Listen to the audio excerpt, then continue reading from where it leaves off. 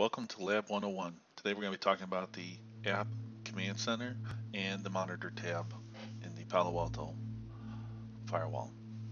So by default, the ACC gives you a quick summary of what's going on with your network. You can see, shows you by app ID, sessions, bytes, threats. By default, it's sorted by sessions, your top 25. And then you can scroll, you can see your URL if you have URL categories, threat, data, IPS. So it just depends if you have licensing, these things would be populated with data, and also if you have them activated. So you can also sort by bytes, so we can turn around and see which of our traffic. We can see here which traffic is going to be the most. So like example here, we can see SSL, so we can click drill down, and it'll give us a quick description about the app ID. Here it shows us the top app ID, top source IP, and all our destinations. The top 25 by source country, by destination, what rules that you came in and out, so this way you know based on what you were checking, the rules that it came, and zones, URL, content filtering, and then you can say, well, let's take this IP address. Here we can see this IP and apps, so we can see now just which source destination. If we took the app ID out, we can see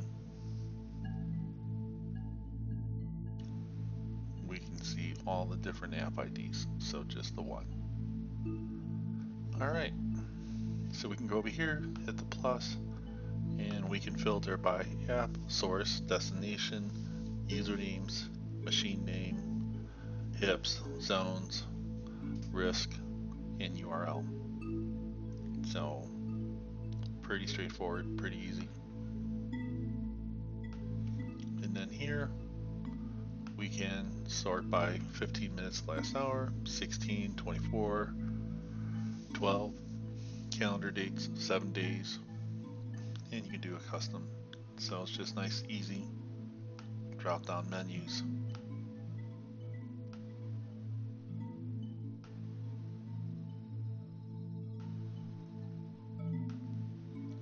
And then, so like take an example, start.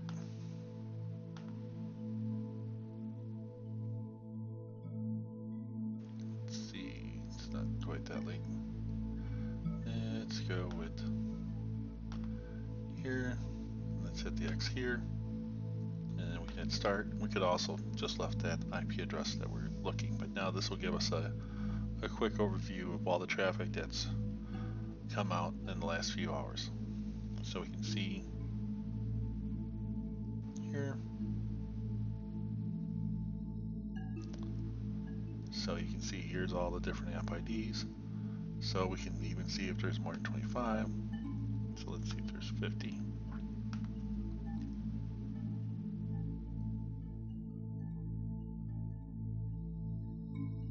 Alright, so you can see that we're going to 50. You can see there's all the different things that are going on. And of course, then we can just do that too. And take an app ID, and we can see, okay, there's all the top destinations. So, pretty straightforward. And then there's the countries, the rules. So again, so it's nice, this helps you figure out, okay, well, if I didn't want Yum working, what rule did it get in and out of? That's the rule that the traffic got through, so it makes it nice. And now the Monitor tab is pretty nice.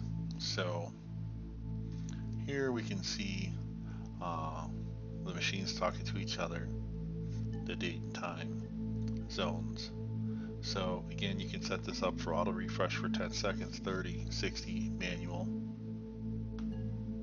You can click your filters, so you can do either or both, or not. So depending on what you want to do, so you can do like an example, you can do app is present, and then whatever app ID you want to do. So it's kind of flexible. So let's say, like an example here, I want to take here. So now I can just say show me all the traffic between those two particular things. And now we have it. And then down here it tells you the pages. You can do a DNS. It'll try to resolve everything. So there we can see one of my VMs is running. So that's a quick, nice little nutshell. You can go over here, click on this, and this will give you like this basically will give you a whole metadata of the packet. The only thing it doesn't have is actual the content, but you have pretty much the whole metadata at your fingertip. What rules, what app ID, what action was allowed, how many bytes, how many packets, everything. Gives you a nice quick summary. You can see down here too. So the other one I'm going to show, URL. You can go in here and pull up the URL. I don't have the URL implied, so nothing's going to show up. So that's where it's important to have your rules set up. So if you aren't having a URL, so then you would want to go to your policy and check your policy. So like an example here, we only have two rules, one for inbound, one for outbound. So we would go into our rules and then go into our actions. And because we're not logging all the events, only certain ones, so we'd have to go to log. So like an example, we were at log events, alerts. So here we would need to do is go to our objects, go to our URL, and so here you can see an example. We're only alerting on a handful of app IDs. So I haven't gone to any websites that have consider these categories, so then it's not going to show up in the monitor tab. So that's where it's important to place your rules and have your right things set up. So if we were to turn everything on and enable all of it to be logging, then we would have had more detailed. So also another note is the more things you turn on, the slower the box is going to go too. So it's going to have to do more work. So that's a quick summary of Monitor. Like I said, you could type in your own stuff. Pretty much anything that's in blue you can go. So you can do ports, you can do apps, zones. You can change these from and. By default, as you click them, it just turns to and. You can do or. So you can go in there and type it. So kind of clean this up a little bit.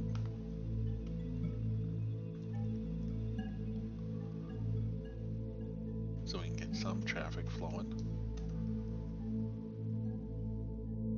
So the other thing too, you can turn around and export it as a CSV. So if you have, Excel or something that would open up CSV, you can use it to grep. So you can turn around and save that file and then open it up. So you can adjust your columns.